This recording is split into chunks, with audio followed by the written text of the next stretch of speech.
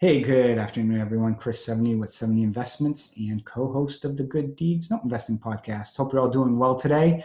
And as promised, I wanted to share with you my performing loan calculator that we talked about a few weeks ago. A few things before you open it up and start using it that I just want to mention. One is this is for training purposes only. So feel free to use it, compare it with your own calculator. I will be happy to discuss how I came up with the formulas and assist you in any way possible.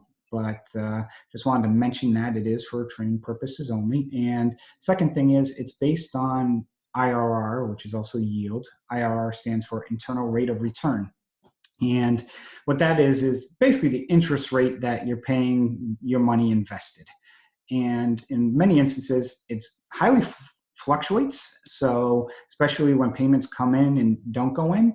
So numbers, reality is when you use a calculator, it's going to be wrong. Just flat out honest with you, it's going to be wrong because payments aren't going to come in on a consistent payment stream. A lot of times what it's used for is comparing assets. So say you're investing in the markets and they've been performing at a 9% return over the last 3 years, and you have the opportunity to get into an investment at a 10 or 12% return.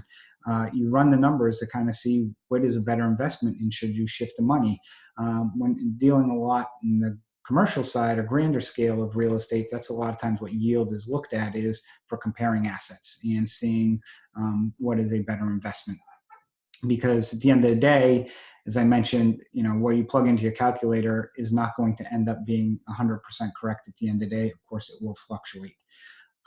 So let's I digested a little bit too much on that. Let's roll into the calculator.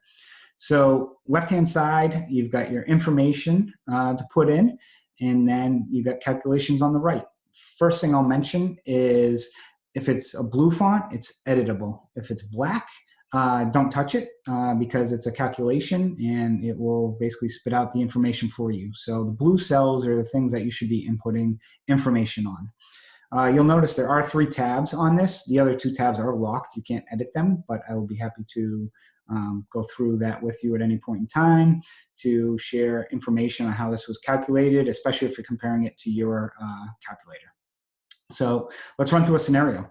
Here we've got a UPB of $32,500 with a payment starting on 8/1. It's a 10-year period, which is calculated because it was a 10% return or interest rate at $429 a month. The note acquisition date is more put in there more or less for your needs. It does not affect any of the calculations. So let's look at, okay, I'm thinking of acquiring this note, and okay, let me throw a number of $28,000 for purchase price plus due diligence of $1,000. So I'm really all in at $29,000, and my servicing cost is $20 a month. Is that a good deal? That's a question somebody may ask. So there's really 2 situations. One is, do you hold this till the end? Some investors may, some investors may not. And the other option is, okay, I'm going to sell this, but when you sell it, how long are you going to hold it, and what's the return you're going to try and sell it at to another investor? So we're going to go through those. First, if you hold it till the end, you're going to hold it for the 120 months. It's basically going to, get disposed of in 2029. And at that $28,000, you're getting a 12.6% yield based on these calculations. Now, is that what you were targeting? I don't know. What were you targeting? Say you were targeting 13%. Well, if you're targeting 13%, your number should have been more closer to 27,578. Again, 27.5, 27,578. It's not going to move the needle, but you notice that gives you the 13% return now. Say you were looking for really aggressive. I saw somebody wanting 15%. Boom, you're at 25.6. Say you're not as conservative, or you're looking, hey, I'm happy with 10%. You're paying pretty close to par for that note. One thing I'll mention, and I'll stop right there, is the calculations for this are based off of your net revenue.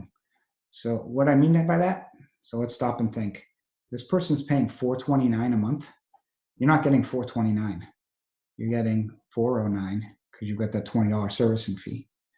If the servicing fee were to go to $35 a month, notice what happens to your return. It goes down. Say your servicing fee is only $15. What's going to happen? It's going to go up.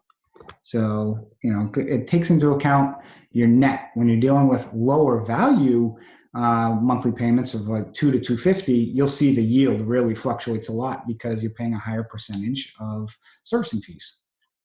So that's holding it till end. Now, let's say you want to sell this thing after 24 months. Is it 24 months? Is it 36 months? You can pick the number and choose. The next thing is, okay, I'm selling it to Jane Doe, and Jane's looking for, a 11% return. Now, selling it to Jane at 11% return, I'm selling it to Jane for $26,550 based on the UPB in 2021 and giving Jane in 2021 a 11-year return. So, but what happens is by selling it to Jane at 11, when I'm buying at 12.6, if I held it, now all of a sudden, because I'm exiting early, it's up to almost 15%. Again, it goes back to the velocity of money in that situation. If I held this for 48 months, I can tell you that the yield is going to go down. It's down to 13.2. So kind of gave people the option and scenario to play with this, whether you're going to hold it till the end or discard it earlier. And when you discard it, what you're going to discard it for. So I hope you find this helpful. And as I mentioned, if you have questions, comments, feedback, please feel free. Come my way and shoot it along.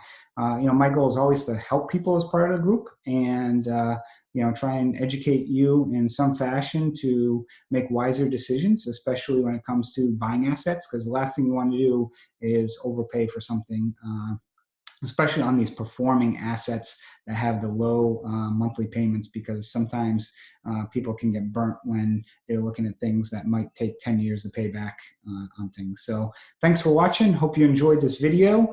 Fill out the information below, click on the link, and you will get an email where you can download this calculator. So thank you and have a good day.